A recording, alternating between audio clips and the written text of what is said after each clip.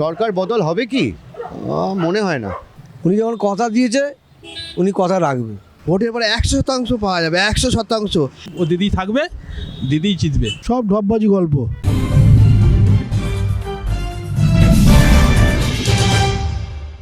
লক্ষ্মীর ভাণ্ডারে 500 টাকা বৃদ্ধি করেছে রাজ্য সরকার, পাশাপাশি যুবসাথী প্রকল্পেও লম্বা লাইন।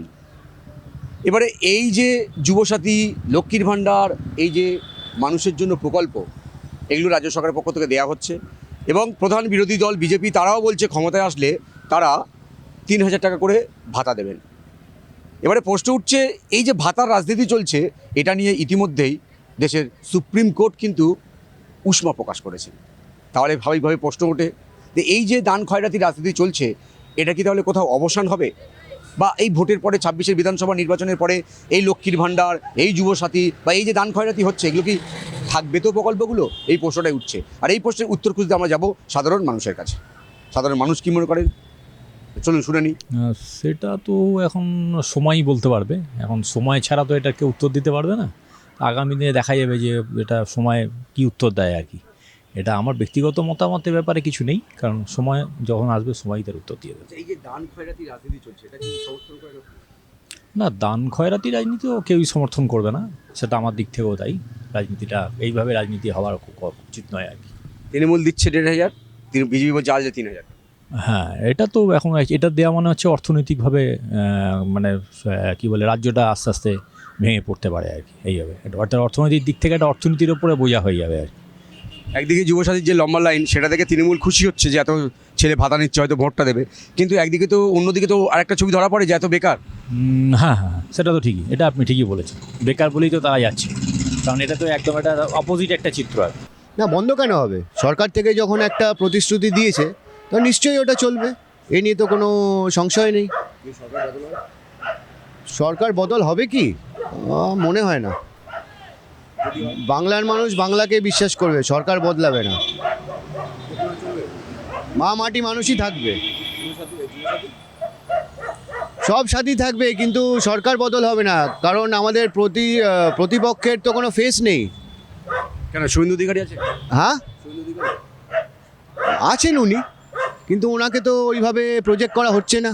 আজকে আমাদের প্রতিপক্ষের ফেসকে, ক্যাপ্টেনকে টিমের, আমি ক্যাপ্টেন যাই না, আমি টস করতে গিয়ে লাভ আছে? আমার এই টিমে তো ক্যাপ্টেন রেডি, ওই টিমের ক্যাপ্টেনকে তো আমি জানি না, তো টস হলে আমি কোন টিমকে টসে হেড অর টেল ডাকবো? ডাকতে পারছি না তো। 100% থাকবে।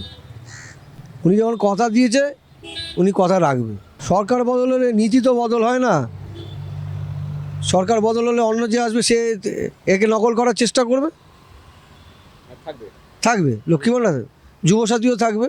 আমার ভাবনা এখন মানুষের মধ্যে নেই, তার কারণ হচ্ছে যেভাবে মানে বিভিন্ন প্রকল্প, গণপ্রকল্পগুলো দিচ্ছে, যেমন যুবশ্রী, কন্যাশ্রী, ঐক্যশ্রী, তারপর সমব্যথী, আরও অজস্র দিচ্ছে, এবার যুবসাথী, এগুলো জনমানসে একদম এত গভীরভাবে প্রভাব ফেলেছে যে মানুষ এইগুলো নিয়ে খুব আনন্দিত।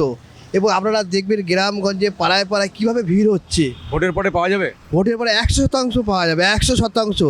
আর বিজেপিকে মানুষ এখানে আনবেই না।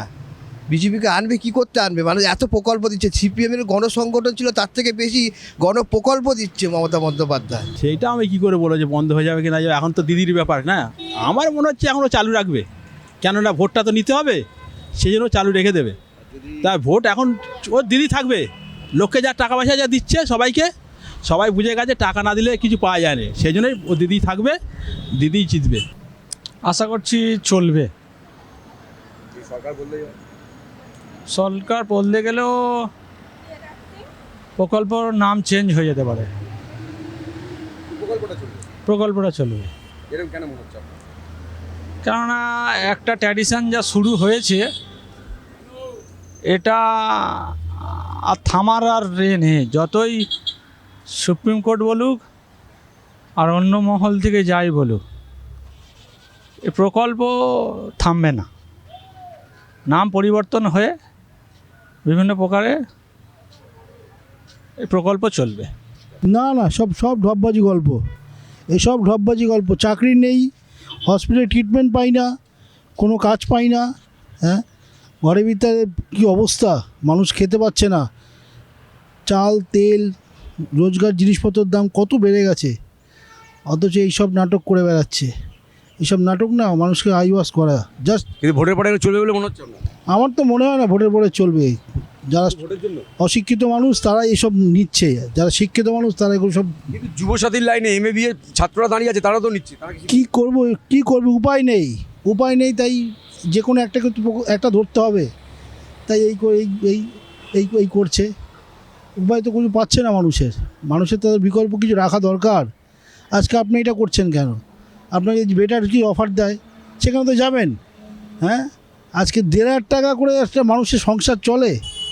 হ্যাঁ, একটা ডাক্তার দেখাতে গেলে, একটা টেস্ট করাতে গেলে তো 2 মিনিটে সব পয়সা উড়ে যাবে।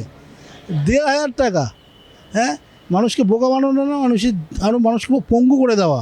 সুপ্রিম কোর্ট যতই উষ্মা প্রকাশ করুক না কেন, ভোটের কথা মাথায় রেখে কিন্তু এই ধরনের দান খয়রাতি রাজনীতি বিভিন্ন রাজনৈতিক দল করছে, সে লক্ষ্মীর ভাণ্ডার হোক বা যুবসাথী প্রকল্প হোক। তবে বিজেপি যে প্রতিশ্রুতি দিচ্ছে যে তারা ক্ষমতায় আসলে 3,000 টাকা করে দেবে, এই যে দান খয়রাতি রাজনীতি, এটা কিন্তু চলবে, কারণ এটা সারা ভারতবর্ষ জুড়ে একটা রাজনীতির নতুন সংস্করণ হয়েছে। এই দান খয়রাতি রাজনীতি চলবে, ভোটের পরে লক্ষ্মীর ভাণ্ডার বন্ধ হচ্ছে না বলে মনে করছেন বেশিরভাগ সাধারণ মানুষ। ক্যামেরায় রবি দত্তের সঙ্গে বিশ্বজিৎ, ওঙ্কার বাংলা।